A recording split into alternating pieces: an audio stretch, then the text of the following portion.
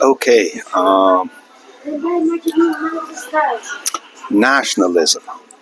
It's very kind of stunning that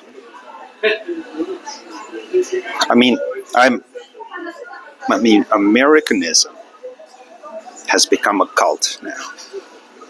It's very similar to the cultic process of creating, and that's the word, creating the ethno-states in Europe and in the Balkans in particular, because it all started in the Balkans. We have Bannon, Steve Bannon, who is the chairman of this movement to create, emphasis on create the American nation, because it doesn't exist yet, but it can be created. It can. And they've done three things. They raided the factory of a Korean company, Hyundai. Right. They imposed unconstitutional tariffs, but it's very important how they did it, right? They did it on purpose in order to break the supply chains off from the Allies. On purpose. How do we know they did that on purpose? Because the argument at the courts has been that, well, they are already there, they can no longer be reversed. Right? Which is identical, almost identical to the argument of Obamacare. See, when the individual mandate, when Obamacare went up to the Supreme Court, the argument was that the omelet became an egg. It can no longer be reversed. Affordable Care Act, Obamacare. So Supreme Court was obligated to make it constitutional because it could no longer be reversed, which was true. The omelet became already an egg. Now, and the third thing is that they started off as anti-China, but now they are making, or they already made a new strategy which has nothing to do with China. It's just a local nationalism defending America. I'll talk about a military strategy. Now, the presidency has no authority to do any such strategy, so Congress, but I'm talking about what they are doing. So what Bannon is doing, because it's not Trump. Trump has no brain left. It's all Steve Bannon. He's trying to create the American nation. In order to create the American nation, you need some ethnic pride for people to feel together as opposed to other people. Right? And by doing that, you break off the empire-style supply chains, which is basically break off the supply chains with the Allies.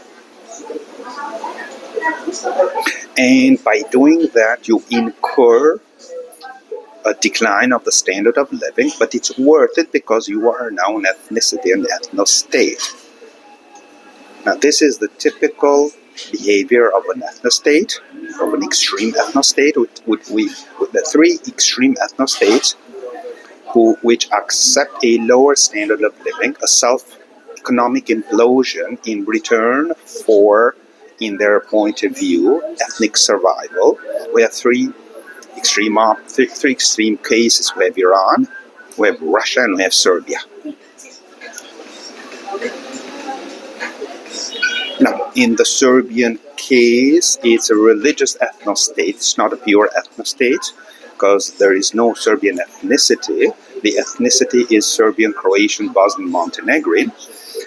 But they had three different religions for such a long time that they feel like separate ethnicities now. They behave as three separate ethnicities, though they are the exact same people and they speak the exact same language. So, and if you see the history of the creation of the ethnostates, which at first you start as a collection of tribes, then you become a people, and then you become a nation or an ethnicity. But the third stage is more centrally imposed than natural, because an elite will impose commonalities as opposed to the others, and that is done through state schooling, which teaches a certain interpretation of history, which is mostly fake, half of it, or 80% of. In the case of North Macedonia, it's 100% fake. But the point is that you take control of the schooling system and you impose nationalism, and you impose a process of creating a nation. Okay, so the creation, let's say the first nation ever was created by the big powers, which was Greece. So they got some Albanians, some Romanians, and some Slavs. And those are remnants of ancient Greeks, and they posed Hellenism on them, and they, lo and behold, by 1930, so let's say 1830, 1930, 100 years of central schooling was a German king, King Otto, who did that, and then it was followed later by the French and the Brits, who funded such programs. And 100 years later, we have the Greek ethnicity. It was created via central schooling, which is basically a small portion of ancient Greeks remnants, and mostly Hellenized Albanians, Hellenized Romanians, or Vlachs, as they call them, and Hellenized Bulgarians or Serbs, Slavs in general. The revolution was done by Albanians. The so-called now Greek revolution was done mostly by Albanians, or let's say the Albanian-speaking Romans, the Arvanites, as they call them. The Arvanites themselves came from what is now called Kosovo. They are Kosovars, quote unquote, which were expelled by the Serbs in the 13th, 14th century, and they moved and moved and moved and moved, and they stopped around Athens in Greece, and so on and so forth. But that's a whole different story. So,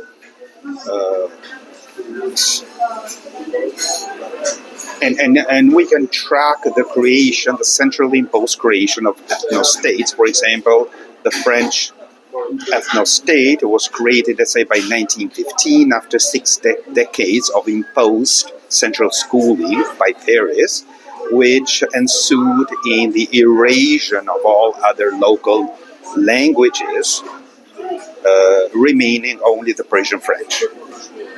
Right? And then we have the creation of Germany, and then creation of Italy, the famous statement of the first Italian prime minister: we created Italy, now we have to create the Italians, which did not exist. So this is the process. And if we are to look at the process of the creation of the American nation, it started as a collection of tribes, meaning those Christian communities which moved to what is now America. We see them as tribes. And then they have moved already to a people, but it's more like a people of, it is a commercial union. Right? So we have an elite now which is pushing the third step, the Balkan style or the European style ethno-state that requires central control of the schooling system, of the narrative, central control of everything, even the central control of the economy. Right? And they are trying to do all three. They are trying to take control of the schooling system, they are trying to take control of the narrative, media narrative, and they're trying to take control of the economy. Trump is a central planner. He's a Soviet-style central planner. And he's nationalizing, within his powers, he's nationalizing the economy. So this is what is happening. Now, whether these people will succeed or not is a whole different story. But But they are trying.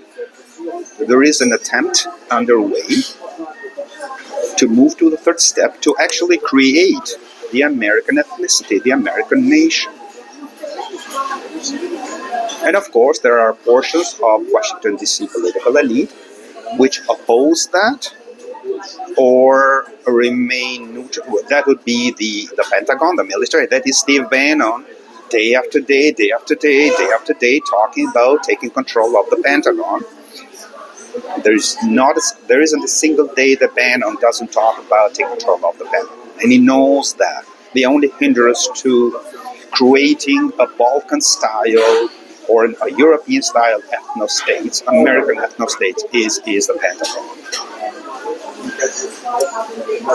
Right, so this is what's happening, and there's no treason here.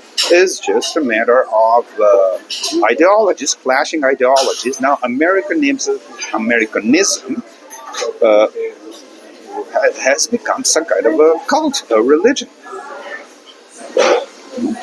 So this is what I wanted to talk about, and it is stunning, absolutely stunning,